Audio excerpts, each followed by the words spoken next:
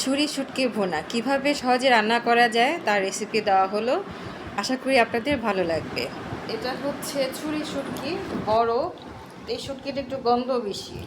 তা আমি এটা ছোট ছোট টুকরো করে এই যে ধুয়ে ভালো করে ধুয়ে নিচ্ছি, গরম পানি দিয়ে ভিজিয়ে রেখেছিলাম অনেকটা সময়। তারপর হলুদ দিয়ে গরম পানি দিয়ে ভালো করে ধুয়ে নিয়েছি। এখন এটা আমি পাটায় ছেঁচে নিব, ছেঁচে তারপরে ভুনা করব।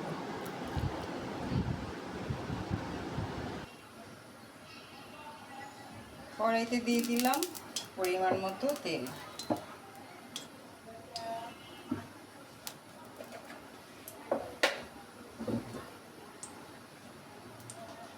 তেলের মধ্যে দিয়ে দিব এই যে এখানে আমি পেঁয়াজ, রসুন, কাঁচামরিচ কুচি কুচি করে কেটে নিয়েছি।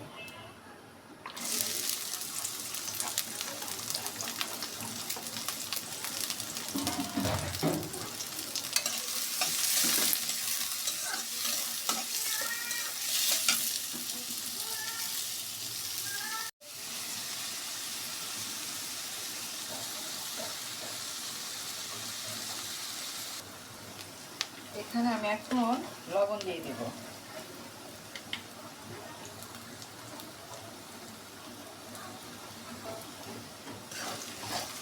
ভালো করে নেড়ে চেড়ে পেঁয়াজটা আরও ভেজে নেব।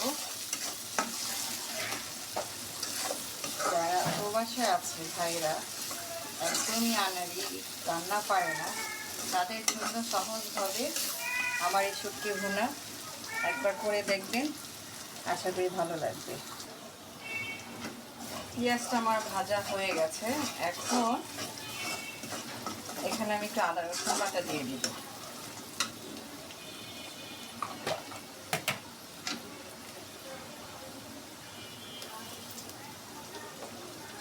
রসুনটা আমি দিয়েছি রসুন কুচি করে, সাথে আদা রসুন বাটা একটু দিয়ে দিলাম, কারণ এই শুটকিটা অনেক গরম হয়, কিন্তু খেতে খুব মজা। ভালো করে ভাজা শেষ। এখন দিয়ে দেবো একটু পানি। এখন দিয়ে দিব মরিচের গুঁড়ো 2 চা চামচ, আর একটু দিব।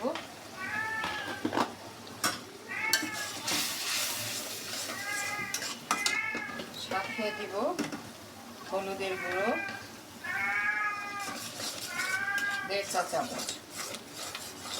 এবার ভালো করে মশলা কষাই নেব। এই যে মশলাটা আমি সময় নিয়ে কষিয়ে নিয়েছি, একদম উপরে তেল উঠে এসেছে। এভাবে ভালো করে কষাই নিতে হবে। এর মধ্যে দিয়ে দেব এই যে ছেঁচে রাখা শুটকিটা।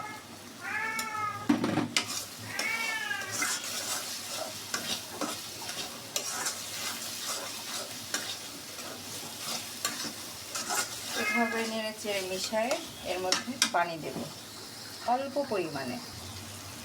এখন পানি দিয়ে দিব।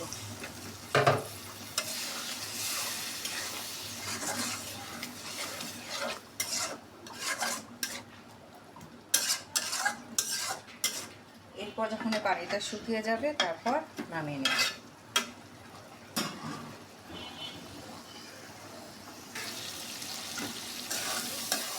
এই যে শুটকিটা ভুনা হয়ে গেছে, একদম এই যে তেল দেখা যাচ্ছে উঠে গেছে। এখন কিছু ধনেপাতা কুচি করে দেব।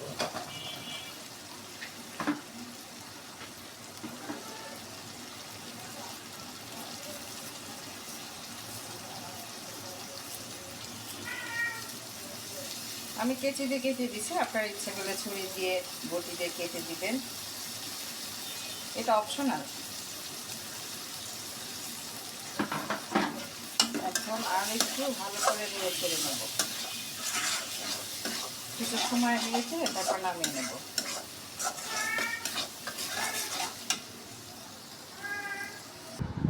এই ছিল আমার ছুরি শুটকি ভুনা। তো মানে অবস্থাটা দেখেছেন কি সুন্দর লাগছে না?